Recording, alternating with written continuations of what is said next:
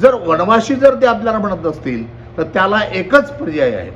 वनवासी शब्द जर नष्ट करायचा असेल तर आपल्याला आदिवासी शब्द हा डॉक्युमेंटरीच्या पद्धतीनं रूढ करावा लागेल आणि तो ताकदीनं करावा लागेल.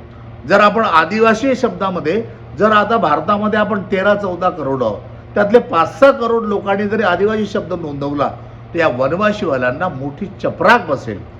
हे आपण समजून घेतलं पाहिजे. कारण तुम्हाला ते तुम्ही वेगळा कुठलाही धर्म लिहा, कोणी गोडी धर्म लिहा, कोणी सरना धर्म लिहा, कोणी निसर्ग धर्म लिहा, आणखी कोणी काहीही लिहिलं तरी या वनवासीकरणाला त्याला आळा घालता येणार नाही. बिरसा क्रांती दल या यूट्यूब चॅनलला सबस्क्राईब करा आणि या व्हिडिओला लाईक आणि कॉमेंट करा. जय सेवा, जय भीम, जय आदिवासी. धन्यवाद. जय सेवा, जय बिरसा, जय भीम. मित्रो, आज आदिवासी बांधव अत्यंत एका विषयावरती फार पॉझिटिव्ह झालेले आहेत, फार आग्रही झालेले आहेत आणि म्हणून त्या विषयावरती सातत्यानं बोलणं अत्यंत आवश्यक आहे. त्या दृष्टिकोनातून मी आज धर्म, आदिवासी धर्म या विषयावरती आपल्याशी बोलणार आहे. आपण हा व्हिडिओ अत्यंत काळजीपूर्वक ऐकावा, बघावा आणि त्याप्रमाणे अंमल करावा हे मी आपल्याला विनंती करतोय.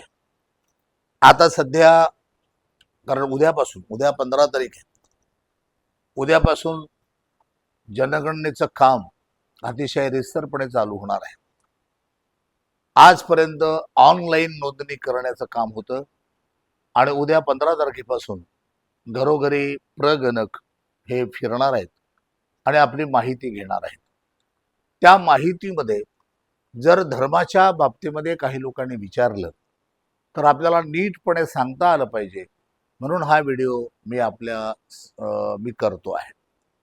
मुद्दा असा आहे की आदिवासी माणसं, कारण इंग्रजांच्या काळांपासून जेव्हा जनगणना ही सुरू झाली त्या प्रत्येक जनगणनेमध्ये आदिवासींसाठी वेगवेगळा शब्द वापरण्यात आला. कधी ॲबओरिजिन वापरला, कधी ओरिजिन वापरला, कधी ॲनिमिस्ट वापरला, कधी ट्रायबल वापरला, कधी जमाती हा शब्दप्रयोग पुढे आला. अशा विविध शब्दांनी आदिवासींचा नामोल्लेख झालेला आहे. एवढं सगळं असताना सुद्धा आदिवासींचा कोणताही धर्म इस्टॅब्लिश आतापर्यंत होऊ शकला नाही आणि त्यामुळे अलीकडच्या काळामध्ये धर्मांधतेचं वातावरण ज्या पद्धतीनं निर्माण झालेलं आहे आणि धर्माच्या नावाने माणसं कशी एका झुंडीसारखे एकत्र येताना आपण बघितलंय आणि या सगळ्या प्रकरणावरून आदिवासींच्याही मनामध्ये हे निर्माण झालं की सगळ्या आदिवासींना जर एक करायचं असेल तर आपल्यालाही धर्माच्या संदर्भामध्ये काही करता येईल का, धर्माच्या नावानं तरी आदिवासी एकजूट होईल का? कारण साधारण 700-800 जमाती पूर्ण भारतामध्ये आदिवासींच्या आहेत आणि या 700-800 जमाती हे आपापल्या पद्धतीनं जगत आहेत. त्या कधी आदिवासी म्हणून किंवा धर्म म्हणून एकत्र आलेल्या नाही.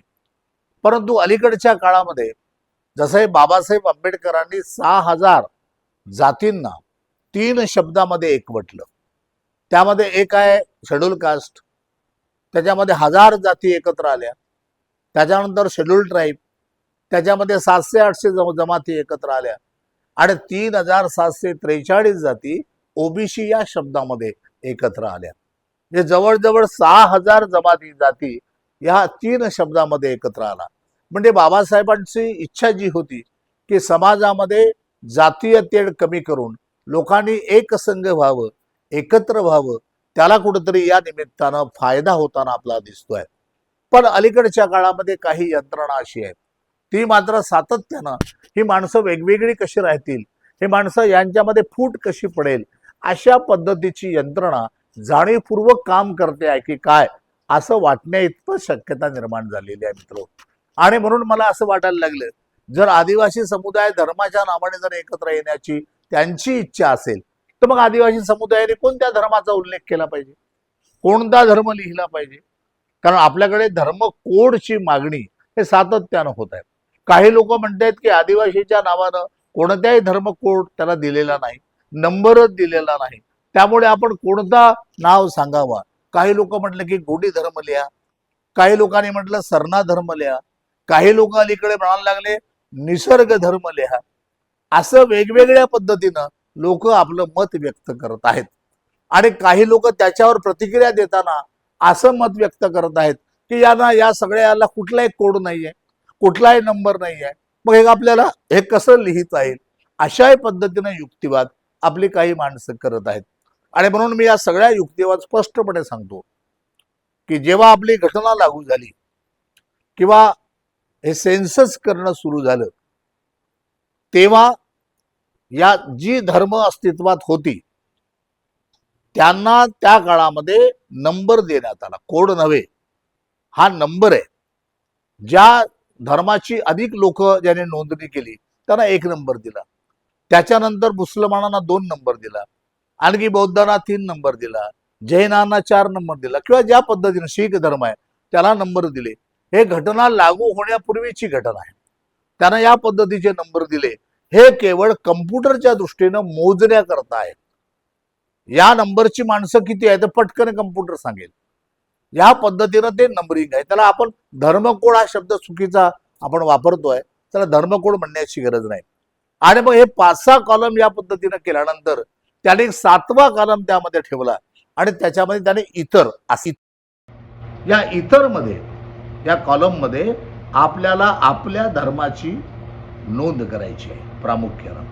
आता ही नोंद करताना सर्व आदिवासींना समावेशक होईल. कारण आपलं अजूनही असं म्हणणं आहे की या एका धर्माची जर नोंद ही लाखाच्या पुढे गेली, करोडोच्या पुढे गेली, तर त्यालाही गव्हर्नमेंटला 1 नंबर द्यावा लागतो. तो कदाचित 7वा नंबर असेल, तो नंबर तुम्हालाही मिळेल. पण एक नाव जर या एवढ्या मोठ्या संख्येनं लिहिल्या गेलं तर, पण जर कोणी फुटकळपणे लिहित असतील, कोणी इकडे कोणी तिकडे काहीच्या काही लिहित असतील आपापल्या मताप्रमाणे, तर मग मात्र एक संघपणे त्याची गणना होणार नाही. आणि गणना झाली नाही तर मग पुन्हा तुम्हाला कुठलाही नंबर मिळणार नाही. अशी एकंदरीत अवस्था आहे. आणि म्हणून मला असं वाटायला लागलं की काही लोक असं म्हणतात की घटनेमध्ये शेड्यूल ट्राईब हा शब्द आहे, ट्राईब. काही लोक म्हणतात की धर्माच्या कालामध्ये आपण ट्राईब लिहू. काही लोकांच्या युक्तिवाद आहे की तो संवैधानिक शब्द आहे, असं काही लोक म्हणतात. अरे संविधानिक शब्द कधी आला? हा 50च्या नंतर आला. तुम्हाला त्याच्याही पूर्वी एक शब्द होता, त्याच्याही पूर्वी तुम्हाला आदिवासी शब्द होता, त्याच्याही पूर्वी तुम्हाला ॲनिमिस्ट शब्द होता, त्याच्याही पूर्वी आणखी वेगवेगळे शब्द होते. आणि म्हणून एक शब्द जर मला असं वाटतं की सर्वांना सोयीचा आणि सर्वांना माहीत असलेला, सर्व दूर त्याला मान्यता मिळालेला शब्द म्हणजे तो आदिवासी शब्द आहे. आदिवासी शब्दाला भारतभर मान्यता आहे. सगळ्या केवळ आदिवासी समाजातच मान्यता अशातला भाग नाही, तर गैर आदिवासी जे लोक आहेत त्यांच्यामध्येही या शब्दाची मान्यता आहे. आणि म्हणून आपण असा विचार करूया, जो शब्द सर्वमान्य आहे, जो शब्द सर्वमान्य आहे, तो शब्द आपण जर प्रचलितमध्ये आपल्या नोंदीमध्ये आणला तर मला वाटते त्याचा एक फार मोठा परिणाम आपल्याला होईल. दुसरी गोष्ट अशी आहे की आपल्याकडे एक यंत्रणा अशी आहे की तुम्हाला आदिवासी या शब्दाला नकार देण्याचं काम करते आहे. ती तुम्हाला वनवासी करते आहे. कोणी अनुसूचित जाती जमाती म्हणतायत, कोणी वनवासी म्हणतायत. जर वनवासी जर ते आपल्याला म्हणत असतील तर त्याला एकच पर्याय आहे. वनवासी शब्द जर नष्ट करायचा असेल तर आपल्याला आदिवासी शब्द हा डॉक्युमेंटरीच्या पद्धतीनं रूढ करावा लागेल आणि तो ताकदीनं करावा लागेल. जर आपण आदिवासी शब्दामध्ये जर आता भारतामध्ये आपण 13-14 करोड आहोत, त्यातले 5-6 करोड लोकांनी जरी आदिवासी शब्द नोंदवला तर या वनवासीवाल्यांना मोठी चपराक बसेल. हे आपण समजून घेतलं पाहिजे. कारण तुम्हाला ते तुम्ही वेगळा कुठलाही धर्म लिहा, कोणी गोडी धर्म लिहा, कोणी सरना धर्म लिहा, कोणी निसर्ग धर्म लिहा, आणखी कोणी काहीही लिहिलं तरी या वनवासीकरणाला त्याला आळा घालता येणार नाही. आणि जर या वनवासीकरणाला आपल्याला थांबवायचं असेल तर भारतभरच्या आपल्या समुदायाने, मला असं वाटते की आदिवासी धर्म हा शब्द प्रयोग त्या इतरच्या ह्याच्यामध्ये करावा, कॉलममध्ये करावा, आपली तशी नोंद करावी. आणि मला वाटते हा अतिशय आपल्या मूलभूततेला किंवा आपल्या मूलनिवासीपणाला तो एक आधारभूत शब्द ठरेल. या अर्थानं आपण विचार करूया. त्याच्या तत्त्वज्ञान वगैरे हा नंतरचा मुद्दा आहे, पण शब्दप्रयोग आपल्याला त्या पद्धतीनं करता येईल असं मला वाटते. आणि वनवासीला जर आपल्याला हद्दपार करायचं असेल तर आपल्याला आदिवासी शब्द हा धर्माच्या कॉलममध्ये रूढ करावा, अशी मी आपल्या सर्वांना मनपूर्वक विनंती करतो. मला माहीत आहे याच्यावरही काही लोक टीका टिप्पणी करतील, वेगवेगळे तर्क आपापले ज्ञान पाजळतील, पण आता हे ज्ञान पाजळायची वेळ नाही आहे, कर्तव्य करायची वेळ आहे, कृती करण्याची वेळ आहे. कारण या कृतीने मला वाटते एक मोठी अडचण RSSची होणार आहे. जे आम्हाला वनवासी म्हणतायत ना त्यांची होणार आहे. का तुम्हाला त्यांची अडचण करावीशी वाटत नाही? का तुम्हाला त्यांचा शब्द नाकारावासा वाटत नाही?